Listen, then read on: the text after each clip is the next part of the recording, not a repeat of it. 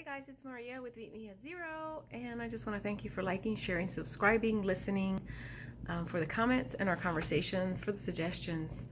And so I said on the last video that I was going to talk a little bit about money today and new age dating. And so as I get older, I'm not sure if everyone else goes through the same, which I think with time you have no option to but reflect on what you've been taught, what you've seen, what works for you and what doesn't work for you.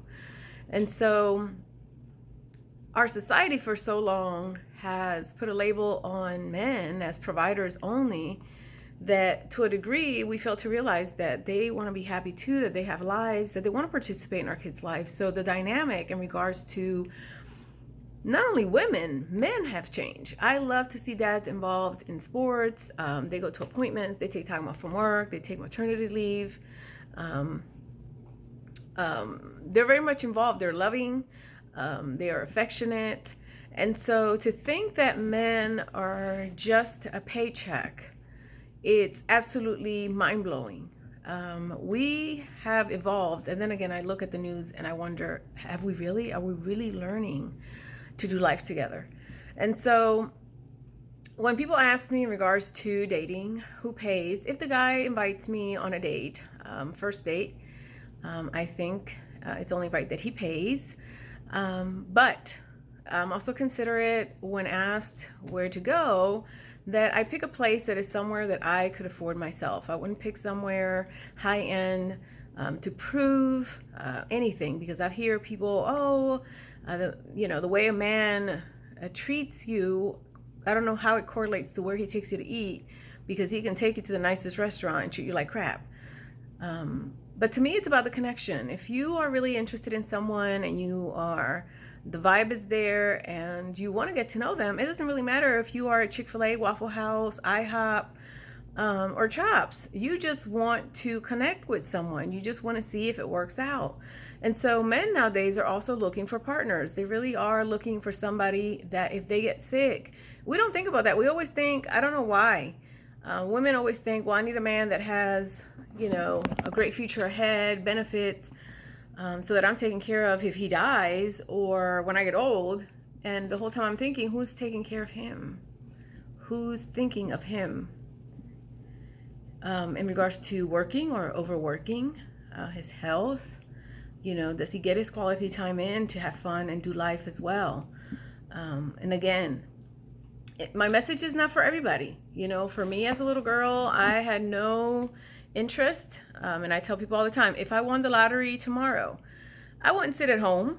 I would probably do a nonprofit. I would definitely volunteer full time. I don't foresee myself ever not doing anything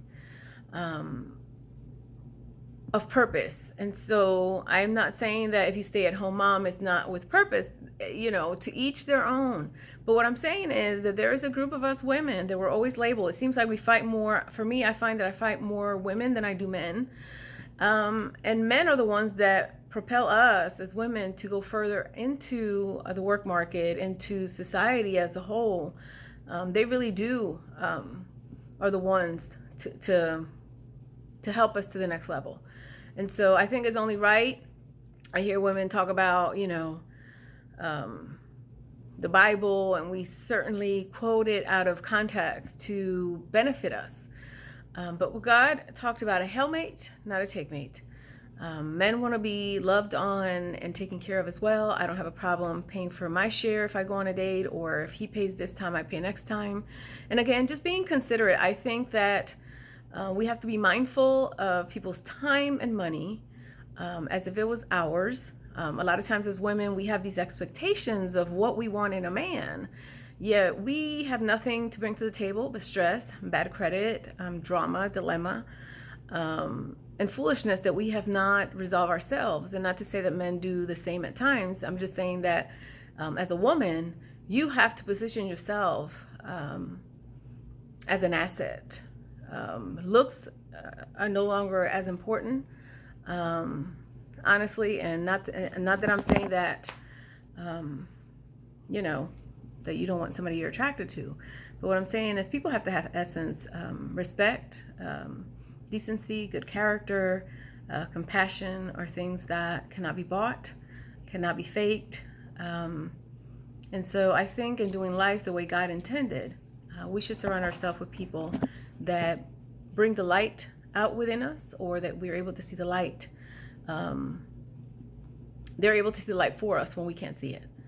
So I always want to suggest, and I always end my videos with, take this time this week to talk to your little girls, to your little boys. Society has changed so much.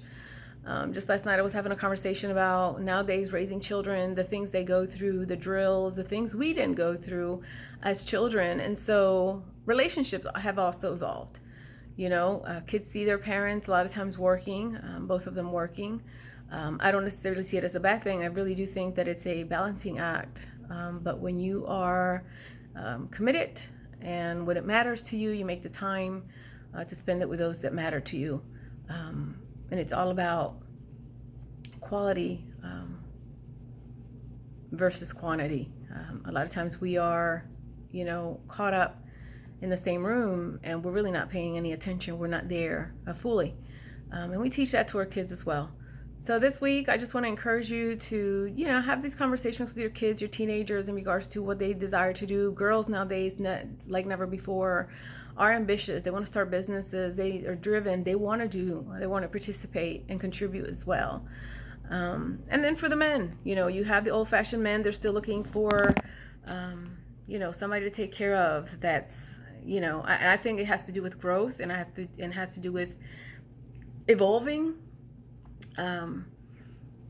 There's guys, I hear them, they're looking for the virgin that's going to stay at home and have all their babies, and she's not going to think at all, and they're going to handle business like 1920s. But for the most part, I think that as a society, we've really grown. I am proud of all the women that I see that are studying, going to school, working on themselves, taking care of yourself, not by my standards or society standards, but what God has laid in your heart. What God would want you to do for yourself is to be prosperous. We can't give what we don't have. And if you have nothing, you can't give nothing. And that's in every aspect of life. Your cup has to be full for you to share the goodness of God. So meet me at 0 next week. I hope you have a mighty week this week. Just thinking this week about and praying. I want to talk about next week about brokenness, about pain, about overcoming. And it looks very different for everyone, and there's not a one size fits all, but I think in sharing our stories, somebody might get a glimpse, or somebody might get an idea, or somebody might get an encouragement that it doesn't matter how low you are today or how bad it looks. I promise that you will make it through somehow, stronger, wiser.